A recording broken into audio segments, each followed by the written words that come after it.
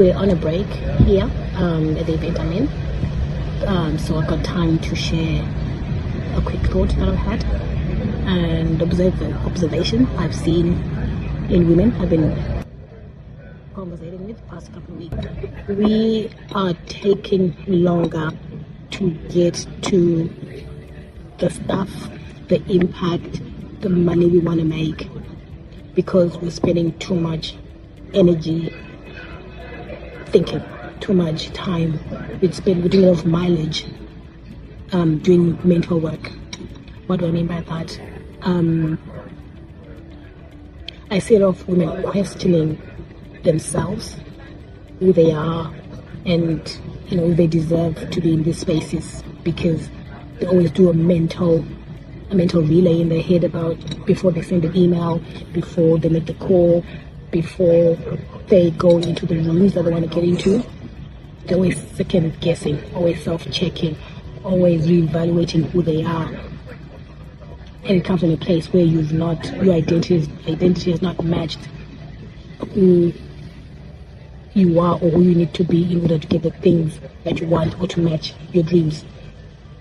And I know this because I've lived this.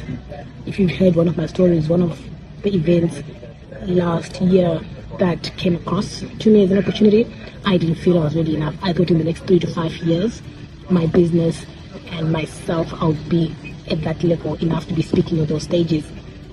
But fast track, I was ready. They wanted me when we started having the conversation. My topic was relevant. My company had enough credibility, and I had a voice, and I had enough expertise and experience to speak on the subject matter. But I thought I was not ready, and I will be ready in the next 3 to 5 years. So when I talk about it, that I see women now who are like that when an opportunity comes to you, you're always seeing yourself as not ready, not there yet, as something you need to work towards before you access it. And one of the amazing things I listened to a couple of weeks ago is when the opportunity comes to you, when an idea comes within your space, it means it's attainable to you. As long as it's in your radar, right? That means it's a matter of you pulling it for you. The fact that it's come to you, it means it's accessible to you, right? That's the first point. But you're unable to do that because you keep doing these reps in your head. I'm not good enough. I'm not worthy. I'm not ready. I'll disappoint them. They won't be happy with me. They'll see that I'm a fraud, etc., right? And I just want to come to you now and just let you know and give you a confirmation, because I might be that person for you who's a couple of steps ahead of you. Maybe 1 step, maybe 4 steps, maybe 10, right? Because what helped me is to see other women, other people who are a few steps ahead of me, so that I know what next step I need to take, whether it's a belief, whether it's an action, maybe it's a habit, whether it's a mindset, right? It helps to look at other people who are further away, so you can see what that next step looks like for you. So maybe I'm one of those people for you today as you listen to this rant I'm having, right? So one way to get over that is you're going to have to create a system. Okay, what is a system? A system is something that is set, that reduces your thinking and your planning, and you become subconscious of it because you've done so many reps into it, right? That's what a system is. It's designed for you not to rethink and to reinvent the whole thing again. That's what a system is. I'll show you an example. You know who you are. I don't have to wake up every day and check, am I really Mabel? I don't check, am I a female? I don't check where I am in terms of if I'm at home, right? My address is the same. I'm a female, my name, my age, who is my mom, my brothers, my sister, my kids. They're things I don't check because they're set, right? So I want you to get to that level where your confidence is that set. You don't have to check yourself. So the next time the opportunity comes to you, the next time an idea comes to you, the next time a thought comes to you, a good one, that's relevant to what you're trying to build. For example, I'm speaking to women in business right now, right?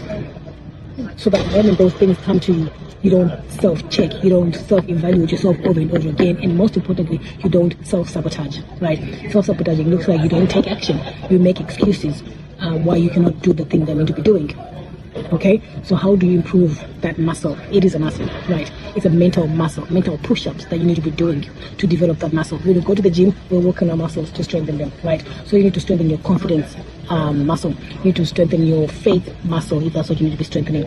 You need to strengthen your consistency muscle, your competence muscle, right? Because some of the things we're waiting to do, for example, confidence does not come or grow when you're waiting or when you're static. Confidence comes as a result of taking action. A lot of us are wanting to be confident. We're seeing all these people doing these amazing things. You think they were born confident. Maybe they were born with a degree of it, right? But the way they're functioning is because they've done so many reps, right? Such that now it's not so daunting anymore. Like there will always be a degree of nervousness. And nervousness necessarily does not come from you meaning that you're not good enough. It comes from you caring. If you care about something, your nerves will kick in. If you're passionate about something, right, your nerves will kick in. And often, sometimes we even deduce that too, or it means I'm not good enough, or it means it's not for me. And when you're nervous for a situation, it sometimes simply represents that you care about that, right? And nervousness sometimes is a sign that your body's getting ready for the thing that you want to do. For example, when I'm going to speak on stage, I get nervous. My tummy does its thing, right? And my mind starts thinking, am I good enough? That's just the body getting ready for you to deliver the thing. Athletes do that when they're on the starting line, right? Everyone gets those nerves they want to do something good. But often enough, as women, we translate that to I'm not good enough, or I'm not ready, or this is not for me. So I want you to be able to develop that awareness. Where is this nervous coming from? Sometimes the nervous is supposed you just haven't done this before. Maybe you haven't flown to that country. Maybe you haven't spoken on that stage. Maybe you haven't presented to those group of people. Maybe you haven't pitched to that group of people. That's what it simply is. It's something new. It does not equal you are bad or you're not good enough, right? So I want you to be aware, to be able to, that's called eustress, okay? I want you to be able to identify what stress am I feeling right now? What's the nervousness coming from? It's not necessarily that I'm not good enough. Then you rule yourself out. That's the self-sabotage I'm talking about. It does not necessarily mean that. It means maybe I'm doing something for the first time, or I've not done enough reps, right, for me to be that confident enough to now reduce the nervousness, right? Sometimes you're going to have to do something 10 times until you feel comfortable, right? I still get nervous going on the stage, and I don't know how many stages I've spoken on now. It does not mean I'm incompetent. It just means I care about the thing I want to do. It means my body is getting ready. So you check yourself, where is this nervous coming from, and don't self-sabotage yourself. And most importantly, what I wanted to get to today is another way to improve that mental muscle, right, is to find or anchor something within your day to allow you to do the hard things. We've been taught by culture, by the society, that hard things, you need to look to do easy things. The hard things should be avoided. But the reality of life is not all hard things are bad for you, and we have to do the hard things. I remember when I was in labor, right, as the baby gets closer to coming out, the contractions are close, and it's really very, very, the pain you have at the beginning of labor and the pain you have towards the end is different. Towards the end, it's really, really, really super painful, right? Does that mean something is wrong? No. For us, it shows that the baby is coming, right? So we don't avoid that pain.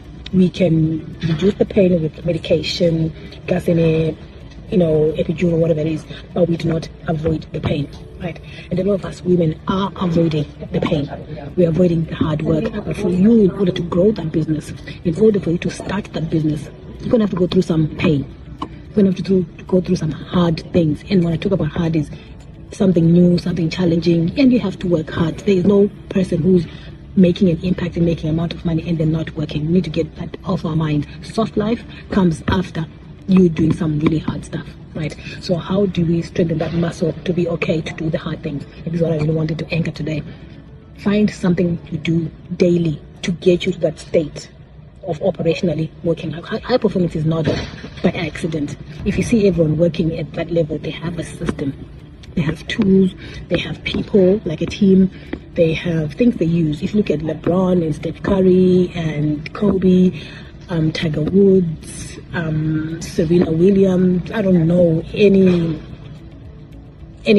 athlete who's working at that level. They have tools and they have strategies and they have habits and things that allow them to function and stay there, right? So what do you need to do daily? Okay, and I'll give you an example of what's worked for me, right? Since last year, the gym has been my source of anchor for the day. And I want to tell you that when you go to the gym, no matter how, I don't care which gym girly you're following, it is not easy. We make it look cute because we all dress in our little cute leggings, and little tops. We've got our cute sneakers. We've got our cute water bottles, right? But going to the gym is not easy. The discipline you need to show up every day, right? It's starting to get warm in Melbourne. It's cold in Melbourne. So sometimes I just get my legs out of bed, feel the chair, and like, nah, I'm not going today, right? But I need to go. Because if I can conquer the gym, I know I can conquer an email, a conversation, a pitch, traveling out when I have to leave my family for business trips. I know I can do the hard things because the gym requires discipline. The mommy tummy I'm wanting to lose, it's not going to go away in the first week or first 2, 3, 4 months that I go to the gym. It's a lot of reps until maybe the next 9 months. Then I'll start to see the difference, right? If I'm going to the gym for toning or for strengthening, I don't get strong straight away. I actually feel weaker, right? I come back home walking like a zombie because my legs are so stiff, right? You don't get stronger straight away. I actually feel weaker. And I'm thinking, what am I doing, right? When I'm lifting the weights, they're heavy, but my muscles, right, are growing stronger. When I go to the gym by myself, let's say I lift 20. When my son goes with me, he goes, man, I'm going to lift 25 because he says the gym is not fun.